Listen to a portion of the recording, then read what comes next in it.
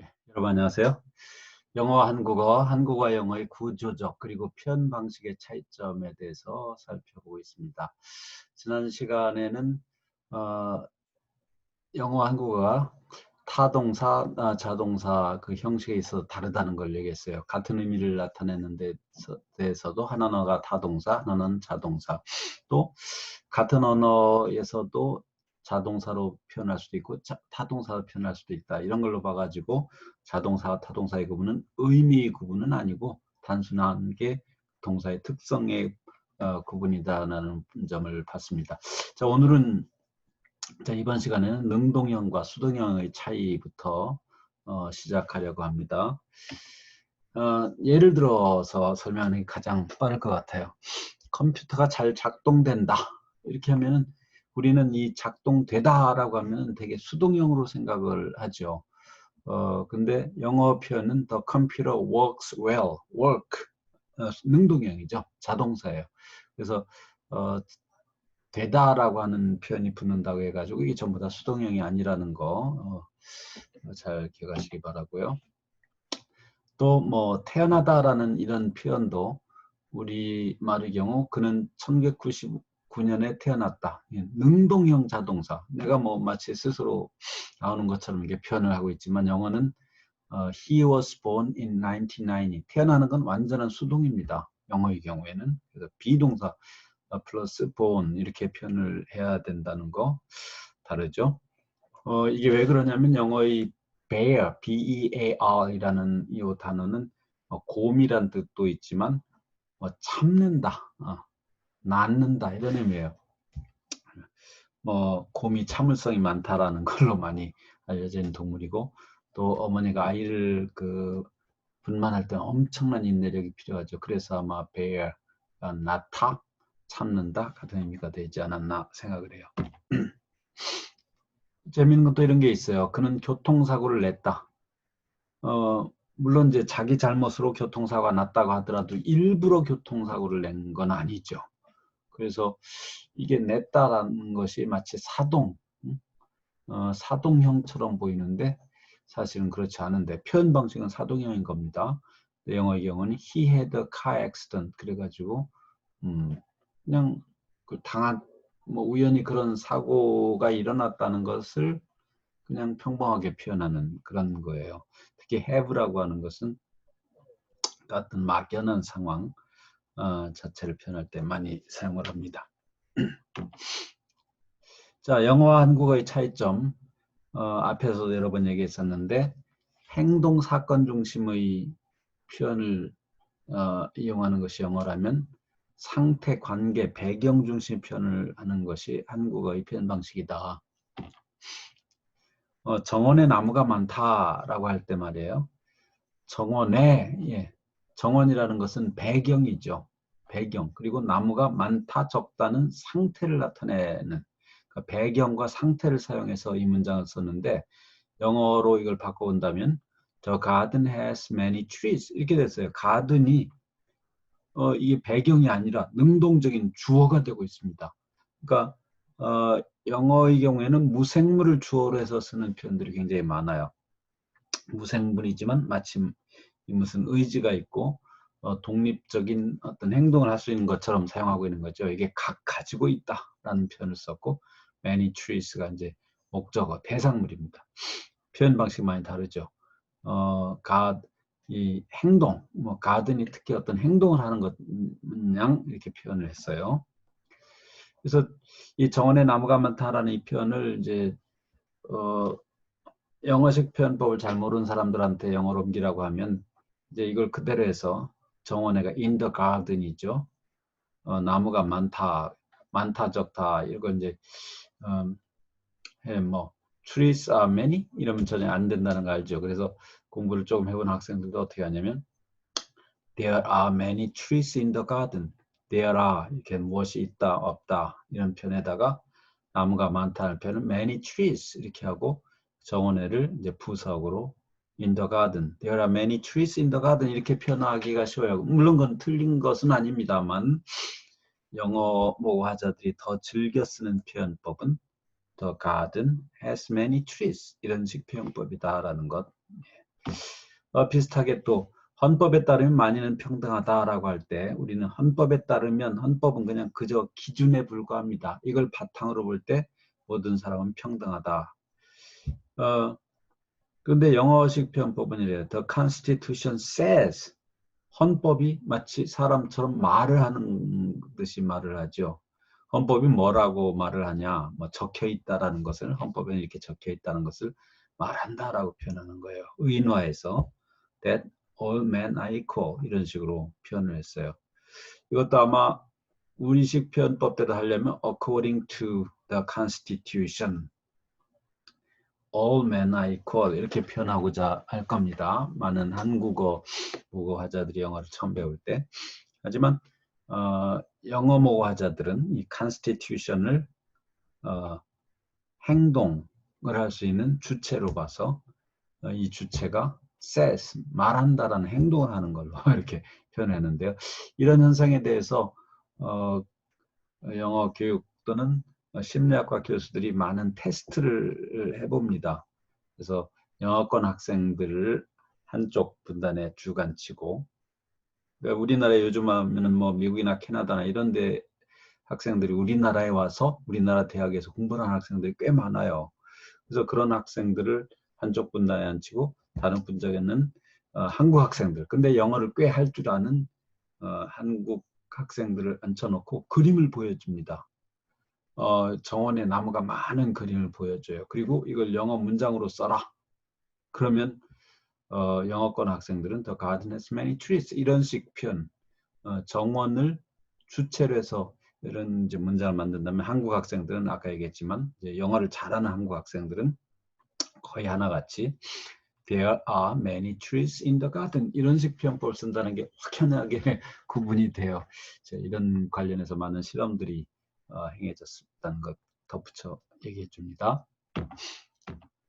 자, 행위주를 표현하느냐 여부에 있어서 다르다. 행위주가 나타나느냐 안 나타나느냐 하는 거예요. 그래서 나는 머리를 잘랐다. 우리가 나는 머리를 잘랐다 이게 무슨 뜻입니까? 누가 누구의 머리를 자른 거죠? 내가 내 머리를 자른 건가요? 아니면 내가 다른 사람 머리를 자른 건가요? 아니면 내가 누구한테 시켜서 내 머리를 자른 건가요? 예. 우리말엔 그런 해석이 다 가능해요. 그래서 영어로 표현할 때 상황에 따라서 내가 미용실 또는 이발소에 가서 머리를 잘랐다 라고 할 때는 I had my hair cut.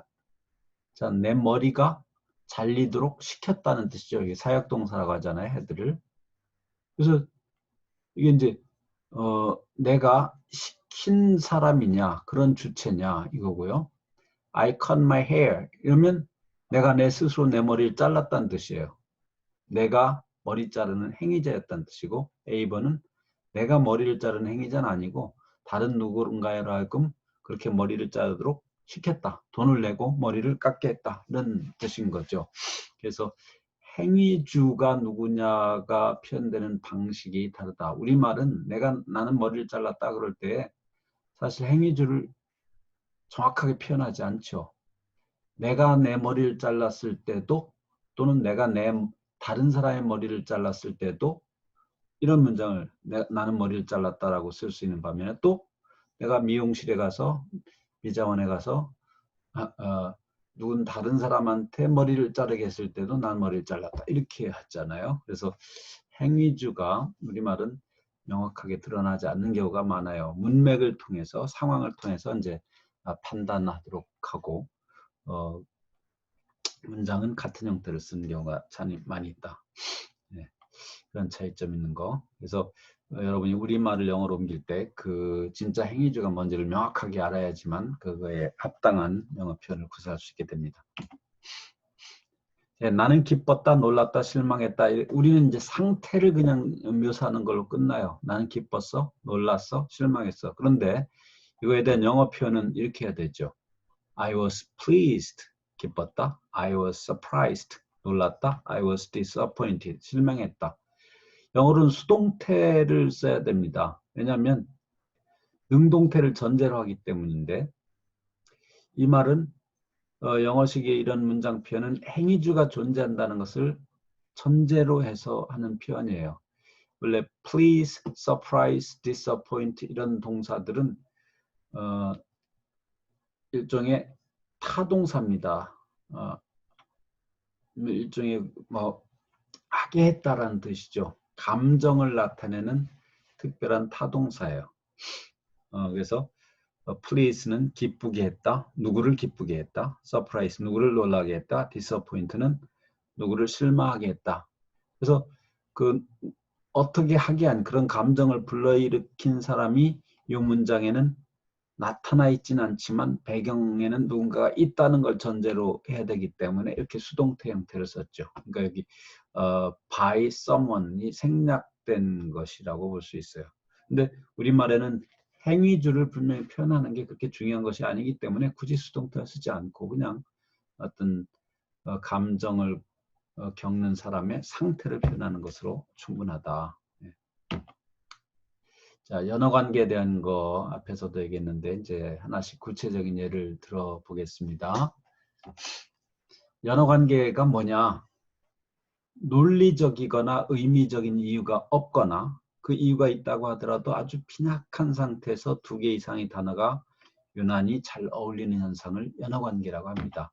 연어관계 유형에는 영어의 경우에 동사, 목적어, 동사하고 목적어 사이에 유난히 잘 어울리는 관계가 있다는 뜻이죠. 그 다음에 주어와 동사 사이에도 그렇고 형용사와 명사 사이에도 그렇고 부사와 형용사 사이 그리고 동사와 부사 사이에 유난히 잘 어울리는 관계가 있어서 근데 이 유난히 잘 어울리는 이유가 논리적이나 의미적인 게 아니란 얘기예요. 어쩌다 보니까 잘 어울리게 되는 현상을 연어관계다. 이 연어관계를 뭐 이해하기 쉽게 하면은 여러분의 베스트 프렌드 관계라고 볼 수 있어요. 여러분의 베스트 프렌드는 특별한 이유가 있어서 잘 어울리는 경우도 있지만 그렇지 않은 경우가 더 많을 거예요. 어쩌다 보니까 최고의 친구가 된 거죠. 그런 관계라고 보면 되겠습니다. 예를 들어서 이제 영어의 경우 동사와 목적의 관계를 보면요. He makes his bed 그러면 침대를 만든다는 뜻이 아니에요. 자고 일어나서 침대를 정리정돈한다는 뜻인데 왜 arrange라든가 clean이라든가 이런 표현을 안 쓰고 make를 쓰느냐. 예. 그냥 연어 관계 때문이에요. 침대를 정리하다 할 때는 그냥 make라는 표현과 bed가 어울리기 때문이라고 생각하면 됩니다. 이유가 없어요. 이걸 이유를 설명해 달라고 할 수 없는 게 연어 관계입니다. 여러분의 베스트 프렌드가 왜 베스트 프렌드가 됐는지 이유를 설명해 달라고 하면 난감할 때가 있는 것과 마찬가지죠. 발표를 하다 할 때도 he gave a presentation. 발표를 우리식으로 한다면 준다는 것처럼 말하죠. 근데 주는 건 아니죠. 그냥 여러 사람 앞에서 그런 행위를 하는 건데도 그저 give a presentation이라고 한다.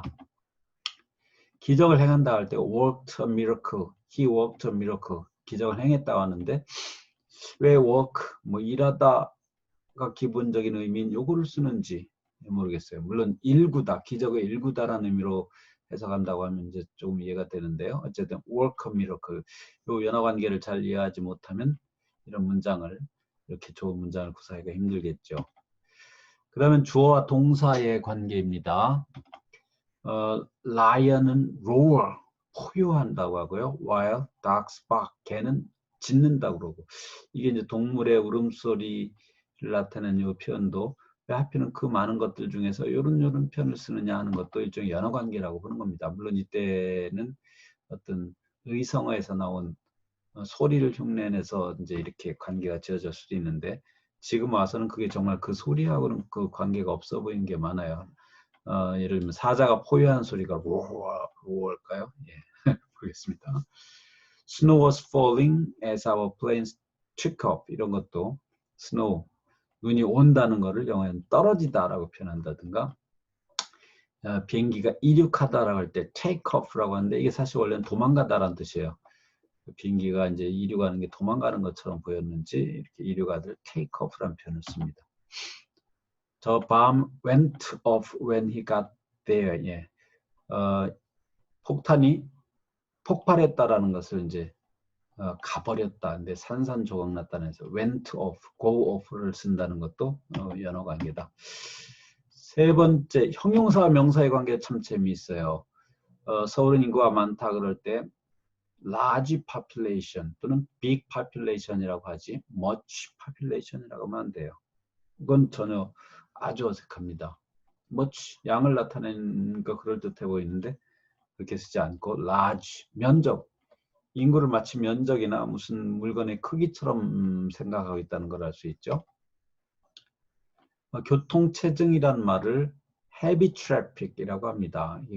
뭐 교통이 무겁다는 식으로 표현을 쓰고 있고요.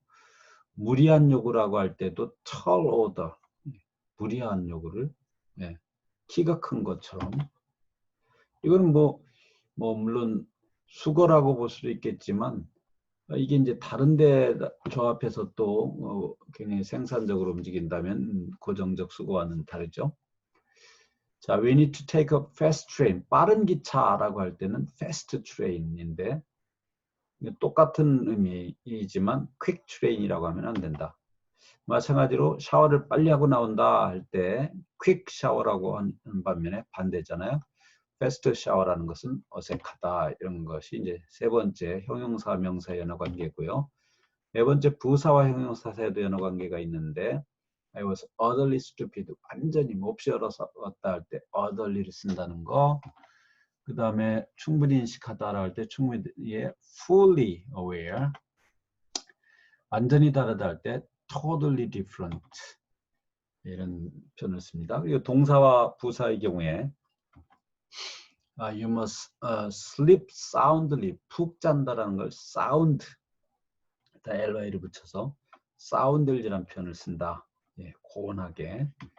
그 다음에 가까스로 기억하다를 vaguely remembers. 그 다음에 혹독하게 비난하다를 criticized it bitterly. bitterly라는 건 쓰다는 뜻이죠. 쓰게. 이게 이제 혹독하게라는 의미로 쓰여서 criticize와 아주 좋은 관계, 연어 관계를 이룹니다. 자, 연어 관계라는 것은 특정한 의미적, 논리적 이유 없이 그냥 잘 어울리는 그런 관계를 말하는데 이게 영어만 있는 게 아니라는 얘기를 했죠. 모든 언어에 연어 관계가 존재하는데요. 우리만의 예를 몇 가지 보겠습니다. 우리가 은혜를 입다라고 하죠. 옷도 아닌데. 책임을 지다라고 하죠. 마치 어떤 돛짐이나 짐을 지는 것처럼. 종아리를 걷는다. 이게 더 이해가 안 되죠. 종아리를 어떻게 걷어요? 종아리 위로 옷을 올리는 것을 종아리를 걷는다. 이게 그냥 연어 관계, 흔히 이렇게 쓰인 관계예요. 우리는 이 연어 관계가 굉장히 체계적으로 되어 있는 분야들이 몇 군데 있습니다. 분류사라고 해서 수량, 명사를 셀 때 연필 한 자루 이렇게 표현하지 한 연필, 영어식으로 한다면 a pencil. 그래서 한 연필 이렇게 할 것 같은데 전혀 그렇게 하지 않고 연필 한 자루. 항상 그 물건 다음에 자루, 켤레, 분. 그 물건과 관계되는 이걸 분류사라고 해요. 자루, 켤레, 분. 이런 거를. 이런 분류사가 오고 그 가운데다 한, 두, 세 이렇게 숫자를 넣어가지고 쓰는데 이 무한정으로 많죠. 나무 한 그루라든가 책 한 권이라든가 이렇게 우리가 자주 쓰이는 명사마다 이 분류사가 다른데 이 분류사와 명사의 관계도 일종의 연어 관계입니다. 외국인들한테 이 한국어의 연어 관계, 특히 분류사를 가르칠 때 굉장히 힘들어해요. 기껏해서 이제 미국 학부생들한테 누나는 분이라서 한 분 이렇게 얘기해야 돼요라고 돌아서서 이제 말로 하게 하면 기껏 한다. 나는 누나 한 개 있어요. 이렇게 표현하는 학생들이 참 많습니다. 분류사를 익히는 게 이제 외국어 학습자들의 굉장히 힘든 과정 중에 하나로 보입니다. 착용편도 참 다양하죠. 신발을 신다, 장갑을 끼다, 스카프는 두르다, 넥타이는 매다라고 하죠. 허리띠는 차다라고 하고요. 이렇게 영어로 한다면 그냥 wear, W-E-A-R 또는 put on 이라는 하나의 표현으로 대신할 수 있는 것을 우리말은 그 몸에 착용하는 물건마다 동사가 작게 다른데요. 이것도 아주 체계적인 한국의 연어 관계의 예라고 볼 수 있습니다. 자, 관계절 현상으로 넘어갑니다. 영어 관계절에는 반드시 빠진 요소가 있어야 된다. 이런 얘기를 앞에서도 했어요. 그래서 예를 들어서 the apple John ate 이러면 여기 that John ate이 관계절인데 이 속에 ate의 목적어가 빠져 있죠. 여기 뭐가 채워져 있어서 the apple that John ate it 이렇게 했다면 이건 비문이 됩니다. 이거에 대한 우리말 번역도 똑같아요. 존이 먹은 사과인데 존이 무엇을 먹었다 해서 무엇을이 빠져 있어요. 그래서 이런 구문은 우리말이나 영어나 똑같은데요. 다 하나 더 예를 들면 The man who wrote the book. 이때는 주어가 빠져 있죠. wrote의 주어. 그래서 그 책을 쓴 사람. 이때도 우리말도 누군가가 그 책을 썼다 해서 뭐가 빠져 있고 그 책을 쓴 사람 이렇게 됩니다. 근데 한국에는 특수관계절이라는 게 있는데요. 생선이 타는 냄새 이런 게 그거예요. 생선이 타는 여기에 빠져 있는 게 있나요? 여기 이제 위에 1번에 의해서는 존이 먹은 사과는 존이 사과를 먹었다 해서 나온 거고 그 책을 쓴 사람은 그 사람이 그 책을 썼다 해서 나오는데 그럼 여기도 뭐 생선이 냄새를 탔다 이래 여기서 나온 건가요? 아니죠. 요 냄새는 요 생선이 타는이라는 이 관계절 속에서 아무런 역할을 주어나 목적어의 역할을 하지 않습니다. 그런데도 성립이 되는데 이 생선이 타는 냄새를 이제 영어 그대로 영어로 바꾼다고 치면 냄새가 이렇게 이제 영어의 경우는 앞으로 나와서 the smell 그리고 타는 우리말에 은는 이런 게 이제 관형형 조사라고 하는데 관형형 어미라고 하는데 영어의 관계 대명사 대신에 우리말에는 이렇게 관형형 어미를 사용합니다. 그래서 는 대신에 that을 넣고요. 나머지 생선이 타다 하니까 fish bones 이렇게 쓰면 제대로 영어로 바꾼 것 같은데 이건 영어가 아니에요.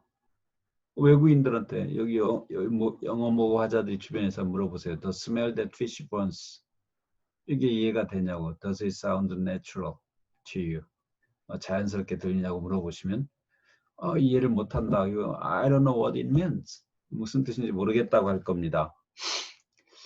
그래서 이제 생선이 타는 냄새를 그냥 있는 그대로 The smell that fish burns 이렇게 옮기면 이건 영어로는 비문이에요. 영어식 표현이 아닙니다. 이 영어 공부를 참 많이 하신 분들도 예를 들면 심지어 뭐 교수님들도 이제 우리말로 논문을 쓰시고 그 논문을 이제 초록을 만들 때 영어로 요즘은 이제 초록을 만들게 돼 있는데요. 초록을 만들 때 이런 식 오류를 많이 범하세요. 왜냐하면 우리말의 관계절과 영어의 관계절이 다른데 그걸 인지하지 못하면 생선이 타는 냄새를 The smell that fish burns 이렇게 써놓고 뭐가 틀렸는지 모르는 거죠. 이건 뭐 틀린 이유는 영어 관계절에는 반드시 빠진 요소가 있어야 된다는 요걸 지키지 않았기 때문에 틀린 거예요. 왜냐하면 요 대절 영어의 that fish burns에 빠진 요소가 없죠. fish 주어고 burns 타다란 자동사고 주어 있고요. 자동사니까 목적은 필요 없고요. 빠진 게 없어요. smell이 이 안에서 어떤 역할을 하지 못합니다. 빠진 곳이 없기 때문에 틀려요. 영어에서는. 근데 한국에서는 빠진 곳이 없어도 오케이고 이게 이제 문제죠. 한국의 특수관계절은 빠진 곳이 없다. 근데 그걸 그대로 영어로 옮기면 괜찮을 것 같은데 틀린 이유는 영어의 관계절 요건과 우리말의 관계절 요건이 다르기 때문이다. 영어의 관계절 요건에는 반드시 빠진 요소가 있어야 한다는 거죠. 그래서 이게 왜 나쁜지 다시 설명하면 한국어 관계절은 빠진 요소 유무와 관계없이 성립이 될 수 있다. 특수관계절이 있기 때문에 한국어 특수관계절은 영어 관계절로 표현할 수 없어요. 그래서 대체 구문이 사용된다. 그래서 조금 전에 생선이 타는 냄새의 경우에는 The smell that fish burns라고 표현하면은 잘못된 표현. 영어 관계절 속에 빠진 요소가 없어서 잘못된 표현이 되므로 관계절로는 표현할 수가 없어요. 이 표현은. 그래서 그냥 뭐 the smell of fish burning 이런 식 표현을 쓸 수밖에 없다는 거. 다른 대체 표현을 써야 된다는 거죠. 한국어 특수관계절 유형을 좀 몇 가지 정리해 봤습니다. 요 한국어 특수관계절은 내가 오랜 동안 연구해 온 주제이고 지금도 연구하고 있는 주제이기 때문에 계속 관심 있게 보고 있는데요. 유형 1의 경우에는 이런 것들이에요. 생선이 타는 냄새, 물이 흐르는 소리, 아이가 웃는 모습, 누가 다가온 느낌.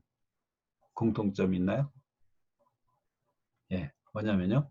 앞에 요 관계절, 관형절의 내용들은 뭔가 자연현상을 나타내는 겁니다.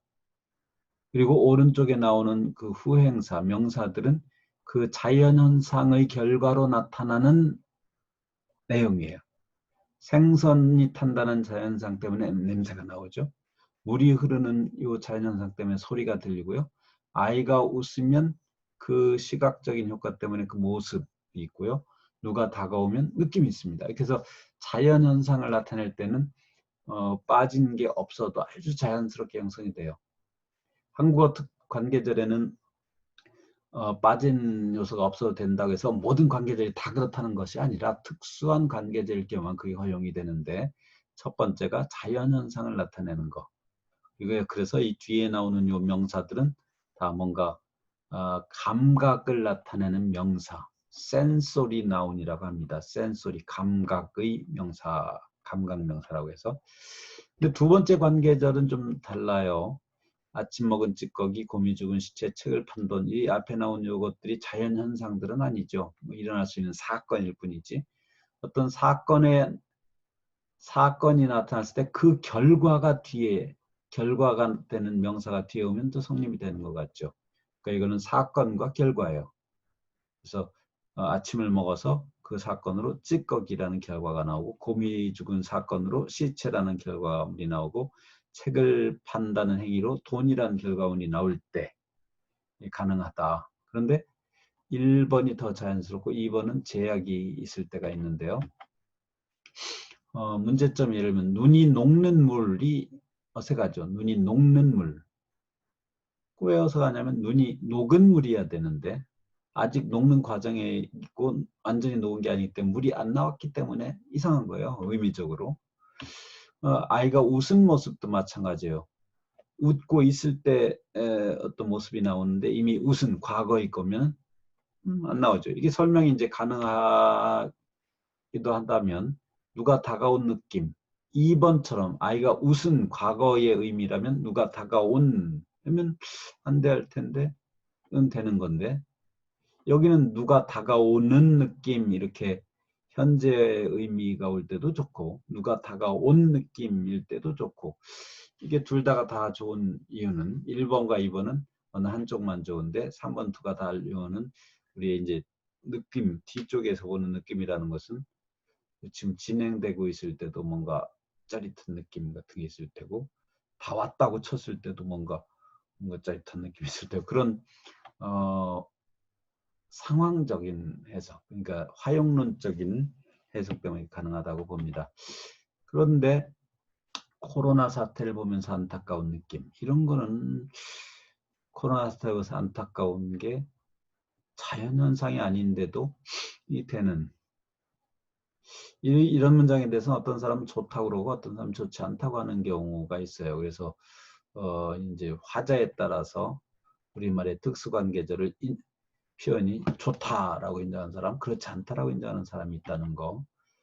특히 노인이 담배를 피운 폐암, 노인이 담배를 많이 피운 폐암, 노인이 담배를 많이 피운 게 사건이죠. 그래서 그 결과로 폐암이 나타날 수도 있지만 이거는 참 어색하죠. 왜 그런가 설명이 아직 안 되는 겁니다. 내가 어제 먹은 것은 사과다, 이렇게 쓸 수 있죠. 이거를 사과는 내가 어제 먹은 것이다, 이렇게 할 수 있죠. 근데 이제 이게 사람일 때 내가 어제 만난 것은 영이다 라고 하면 여러분들은 좀 어색하는 그 점인데, 것은을 축약해서 내가 어제 만난 건 영이다, 이건 좋잖아요. 내가 어제 만난 건 사람인데도 건이라는 게 것은을 축약한 거죠. 근데 것이라는 게 너무 노골적으로 있을 때 이 것은 물건인데 영이랑 어울리니까 안 좋다라고 생각하는 것 같아요. 근데 축약한 거는 괜찮다. 축약형에는 사실 것이라는 의미가 들어있는 것인데, 그런데 이걸 이제 6번의 두 번째 문장처럼 영희는 내가 언제 만난 것이다, 또 뭐 축약해서 영희는 어제 내가 만난 거다, 이렇게 해도 이건 아주 어색합니다. 서로 위치만 바꾸어 써놨을 뿐인데 7번의 첫 번째 문장은 괜찮아 보이고 두 번째 문장은 참 어색하다. 이게 굉장히 문제인데요. 화자마다 직관의 차이가 있다는 거하고 논리적 판단과 직관이 불일치할 때가 있다는 게 이제 언어 현상에 서 나타나는 그냥 경우들인데요. 이런 문제에 대해서 아직 언어학자들이 굉장한 의견 불일치를 갖고 있습니다. 왜 화자마다 직관의 차이가 있을까? 논리적 판단과 직관이 왜 불일치할까 하는 문제인데요. 특히 우리말에서 요 4, 5, 6, 7 이런 관련된 문제는 이 화용적 문제, 즉 언어와 그 언어가 사용되는 상황과의 관계의 문제인데요. 그 상황을 인지하는 정도가 사람마다 언어 화자마다 차이가 나고 또 어떤 표현을 받아들이는 그런 데 있어서도 굉장히 포용적이냐 아니면 보수적이냐 하는 차이를 또 볼 수 있다고 할 수 있겠습니다. 어쨌든 이것은 언어는 논리가 아니라는 걸 아주 극명하게 보여주는 예에 속합니다. 관계절에 그래서 이제 이런 관계절을 기호로 어떻게 표현할 수 있을까에 대해서 학자들이 참 많은 고민을 하는데 나도 엄청나게 많은 고민을 해왔죠. 이게 내 가장 큰 연구 주제 중에 하나이기 때문에 그래서 내가 나름대로 이 의미를 뭐 잔이 먹은 사과는 어떻게 표현할 것이고 잔이 사과를 먹은 사실은 어떻게 표현할 것이고 생선이 타는 냄새는 어떻게 표현할 것인가 이걸 이제 논리학 의미론이라는 언어학 분야가 있어요. 그 의미론이라는 언어학 분야에서 기호적으로 어떤 의미를 기호를 사용해서 논리 기호를 사용해서 이게 굉장히 많은 논리 기호들이 보이죠. 논리 기호를 사용해서 의미를 이제 표현하려고 하는 노력 그런 이제 예들인데요. 이 생선이 타는 냄새가 굉장히 복잡하게 보인다는 것을 알 수 있죠. 이건 여러분이 이해를 전혀 하지 못해도 상관이 없습니다. 다만 이 의미 표현을 논리 기호로 전달하려면 이렇게 복잡한 상태가 된다는 정도만 이해해 주면 되겠습니다. 자, 마지막으로 이제 우리말과 영어의 차이점을 얘기하기 위해서 비가 오면 커피가 생각난다를 영어로 옮길 때 어떤 가능성이 있는가 이걸 하나씩 보려고 그래요.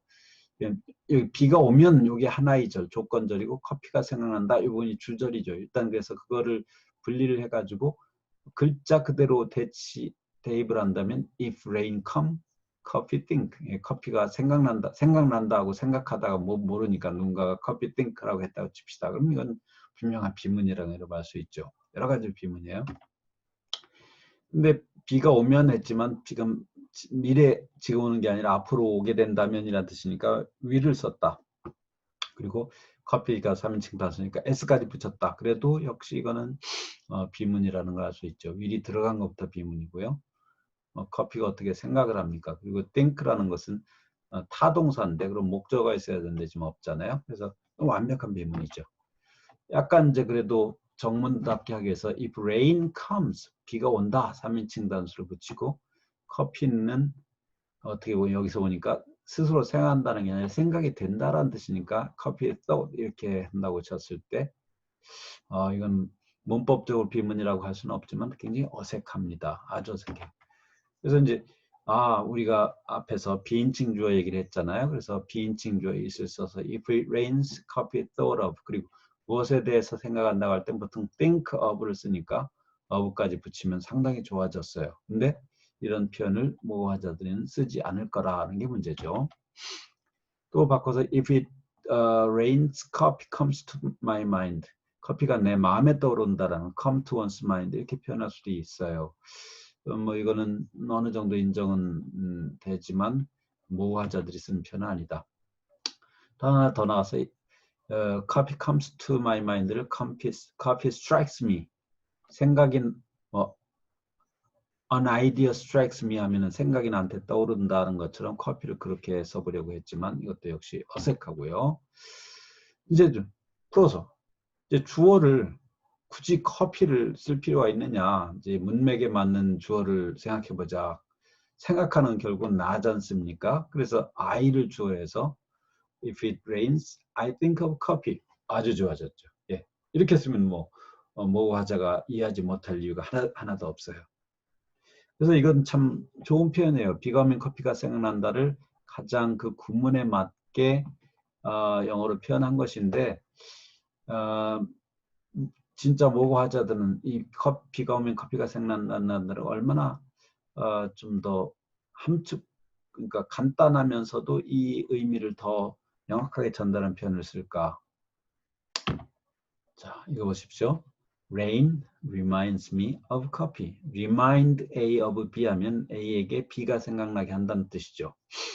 B가 나로 하여금 커피를 생각나게 한다. 이런 뜻이에요.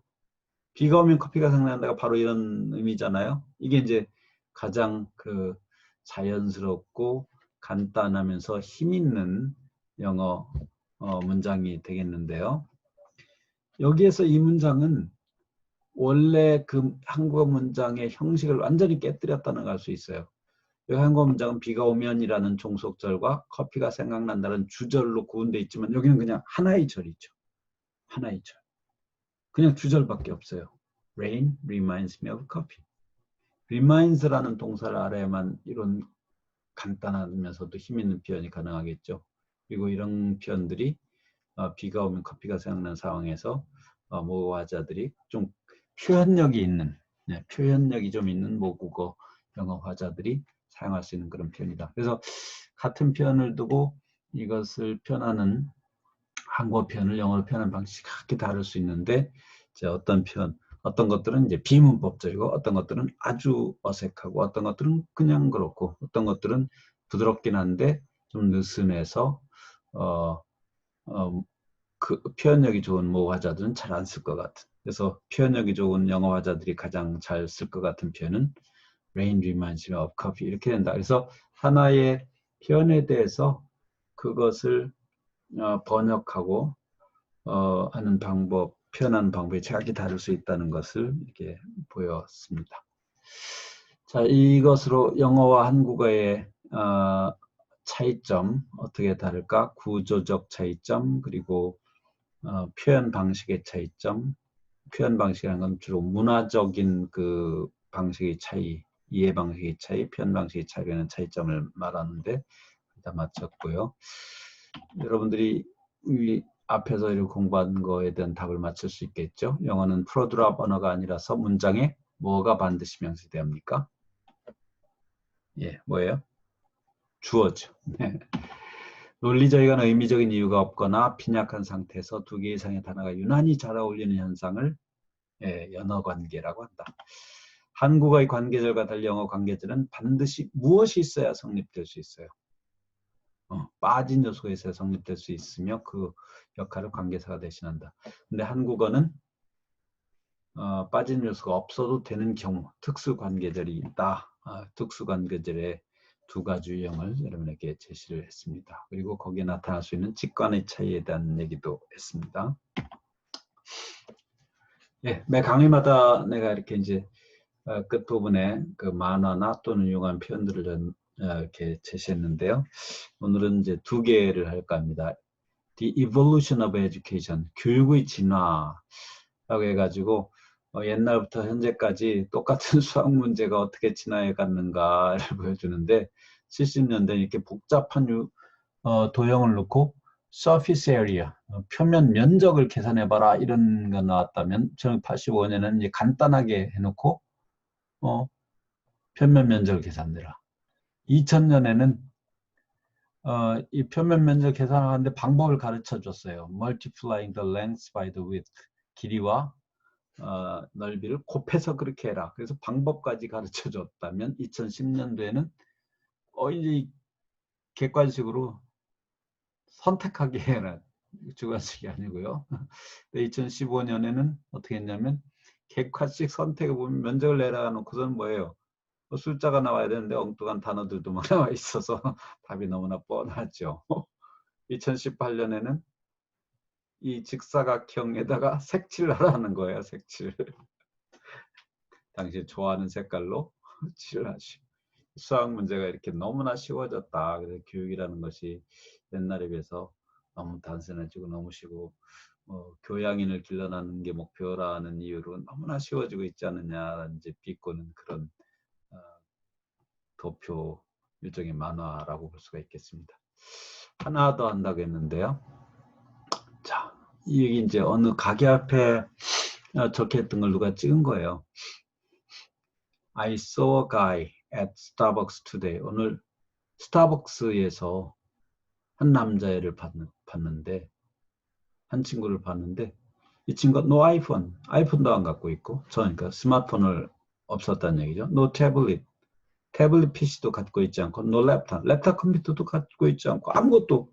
여러분들은 요즘 이렇게 커피숍에 가면 일상 뭐 그냥 스마트폰을 가지고 뭔가를 얘기하잖아요. 앞에 친구랑 얘기하면서 늘상 뭐 카톡을 하고 뭐라고 동영상을 보고 이런 정신이 없는데, 이 친구는 이 그럴 만한 어떤 놀이객감 아니면 그 기기를 하나도 갖고 있지 않았다는 거예요. He just sat there. 그냥 앉아서 drinking coffee. 커피를 마시고 있었다. 그래서 like a psychopath. 마치 사이코패스처럼. 이야, 굉장히 많은 거죠. 정말 이 사람이 사이코패스입니까? 아니죠. 너무나 정상적인 사람인데 그 정상적인 사람이 마치 사이코패스처럼 보이는 아주 이상한 사회. 우리의 사회가 정말 지금 요 커피숍에 가면 무조건 뭐 그냥 스마트폰만 만지고 있는 이 사회가 이상하다는 걸 비꼰 그런 내용이죠. 세타이어. 아주 짤막하면서도 사람들에게 굉장한 메시지를 전달한 그런 내용이 됐습니다. 네, 이래서 한국어와 영어가 어떻게 다른가를 그 구조적 차이, 그리고 문화적 차이, 문화적 표현 방식의 차이, 이런 것들로 살펴봤습니다. 이 강의 내용은 이 두 언어를 비교함으로써 언어 일반의 특성을 여러분이 이렇게 정리해서 탐색해가지고 정리하는 연습이 됐을 수도 있고요. 또 영어 공부를 좀 더 영어 공부답게 자연스러운 영어 공부를 할 수 있는 한국인으로서 자연스러운 영어 공부를 할 수 있는 그런 이제 몇 가지 지침이 됐을 수도 있고요. 또 한국에 대한 많은 얘기도 했죠. 특수 관계절 등등등. 그래서 한국어에 대해서 좀 더 깊이 있게 살펴보고자 하는 경우에도 도움이 될 거라고 생각합니다. 네, 긴 강의 듣느라 수고 많았습니다.